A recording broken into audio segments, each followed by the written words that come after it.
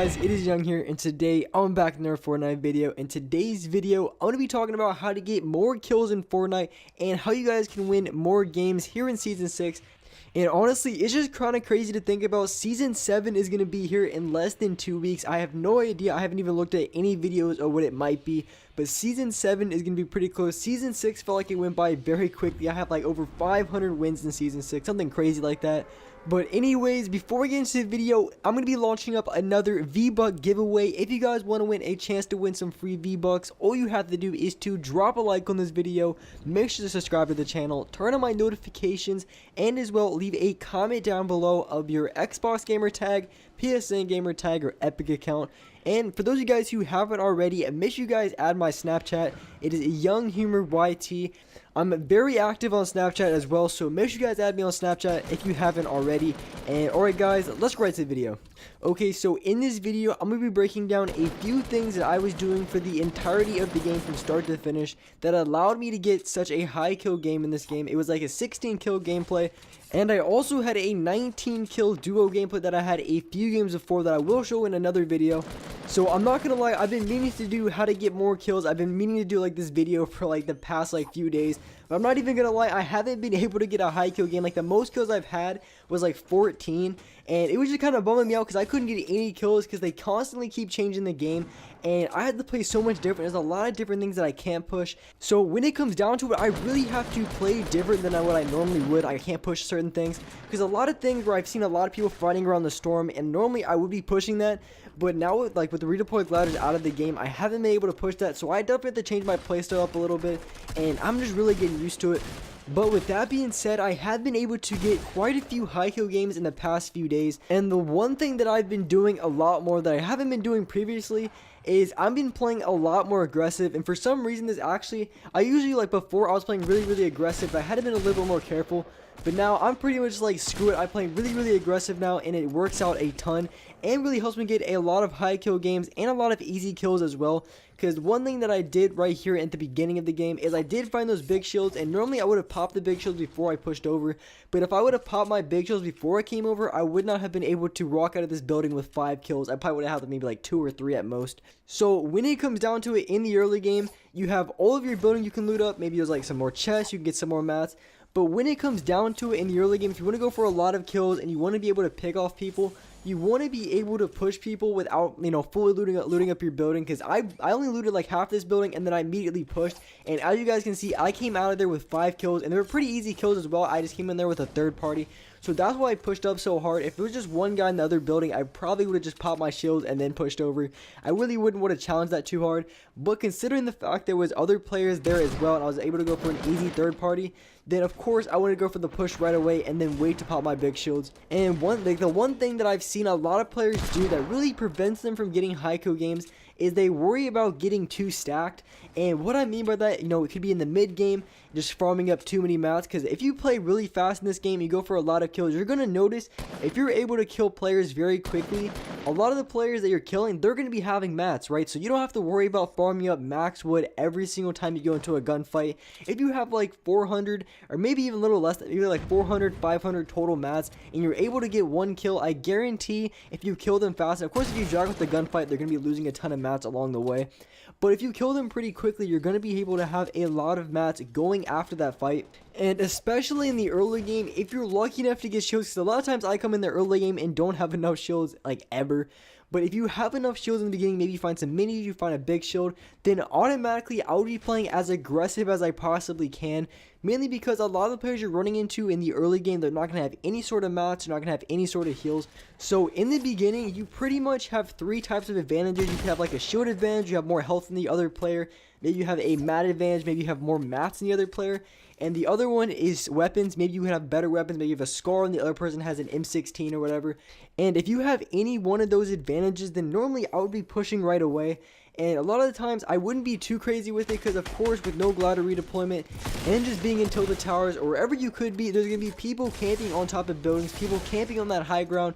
So you don't want to just keep rushing into the middle right away. So of course, I always recommend third parties are the best way to get a lot of easy kills. You're gonna get a lot of mats from it, a lot of loot. So third parties are the absolute best way to get a lot of kills in this game very easily. Because if you have like 3 people focusing on you at the exact same time, it's gonna be a lot more difficult than if you were to third party a team. And I'd rather have 2 kills from a third party than to have 3 trying to fight off multiple people. Because when you're fighting off multiple people, the chances of you dying are going to increase. You're going to have less mats. Just overall, it's just not a good situation. So you want to avoid yourself getting pinched, and running into the middle is a great way to get pinched. So the best way to do it is just run around the sides and look for those third party opportunities, and that's exactly what I did in this gameplay at the beginning. I didn't even pop my shields or anything. I pushed immediately to that brick building, and I was able to third party like 3 players, just pick them off one by one, and I was able to get a lot of easy kills. And if I would have waited, to pop my shields or not push right away, I probably would have only had 1 other player to fight, and it could be an easy kill because he probably was going to be low on health. It only was going to be that 1 kill, and they'd be focused on me, which means I can lose a lot of shield from that gunfight if they give me some like ridiculous tag on me. Because I've had so many times where I've just gotten into gunfights with bots, and I made them just so one-shot, like 20 health, 30 health tops, and then they hit me for like 100 damage with their pump or 100 damage with their tack. So not having to challenge 1v1 is going to be the best option. And I made one mistake in this game which really cost me. I had 16 kills. I definitely could have had 17, 18, maybe even 19 kills in this gameplay.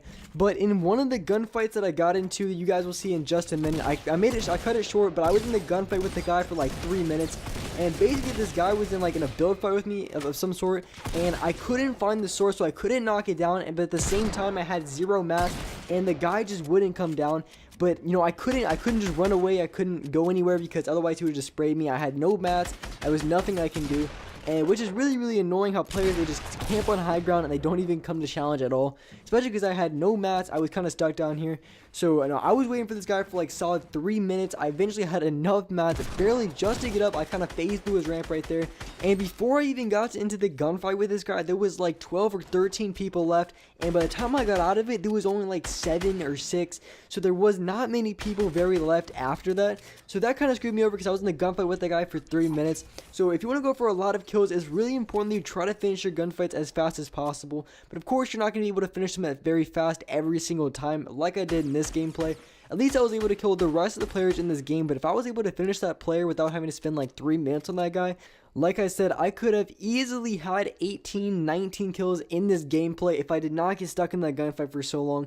But the only reason I wasn't able to challenge as much as I could because I couldn't find anything to shoot him down. I had no mats, so I was kind of in a bad situation. I couldn't really do too much, so I had to wait for him. Just wait for any opportunity that I had to, go up. If I had mats, I would have challenged him right away. So going into this gunfight right here, there was another guy across west that was kind of sniping at him the entire time. So I was able to get a quick 2 shots on this guy, finish him off, and there's a guy sniping in the distance. And based on the circle, I didn't want to challenge it right away. There was 30 seconds on the circle. I don't even think I had a launch pad at the time. I eventually had a launch pad. Well, I actually found one right there in that llama, but I didn't want to push over there because I had 20 seconds and I only had 1 launch pad. So I would kind of need to launch over there and then launch back to not get screwed over by the circle. So I really didn't have too much time. So I really wanted to look for the other guy because there was 2 other people left in this game. So the one guy was over there trying to snipe. And I'm going to look over here south and I'm going to see the other guy. He's going to be on top of a hill. And since that second player was already on top of the hill in the next zone, I wanted to go for him first because after I got that kill on that guy on top, I know I will have good position on the last guy as well. So rotating early to the circle and then going for that high ground is definitely a good move for me here. So I'm trying to ramp up and try to get high ground on the guy who's up here. He noticed me, get a tag off. I kind of messed up my build right there, but he was able to get 1 tag on me. I have high ground, and since I'm up here, I want to play a little bit slow. Probably going to pop my big shield just so I have max health, just not take any risk at all because I have plenty of shields. There's no reason to rush anything because the other guy was with the sniper was completely on the other side of the map, so he wasn't going to be anywhere nearby. If he wanted to push, it would take him a little bit of time unless he had a launch pad, which I highly doubt because I would have hurt him either way. So here I got control of his wall, and I was really reluctant if I wanted to go for the shot or not because I knew he was going to tag me right there, which he did. So right now I'm above him, trying to pop my shields off again. Like I said, just playing slow. I was really careful that he wasn't going to knock me down because I knew he had a trap in his 1x1. So I put up my traps and this guy literally just jumps up and walks right into my traps. I don't know why he did that. Was able to get the kill on that guy. So there's one other guy left with 15 kills. So I'm going to use my launch pad and get to the other side of the map, shoot this guy out, and this guy was, a really easy kill, thank goodness. It's always good to have the last player not be like the sweatiest player in the entire lobby, because it's just so annoying sometimes getting second place like the sweatiest kid in the entire match. But I really wasn't trying too hard on this player, otherwise I could have destroyed him pretty quickly. So, I'm just shooting him out. The deagle is a really good move, and I would say the deagle tac combination is an insanely good combination. I would definitely recommend you guys running it. And alright guys, that's it for this video. Hope you guys enjoyed this video. Hope you guys liked it. If you can, make sure to drop a like on this video. Make sure to subscribe to the channel. Turn on my notifications so you're notified for every single new video. And alright guys, I will see you in the next video.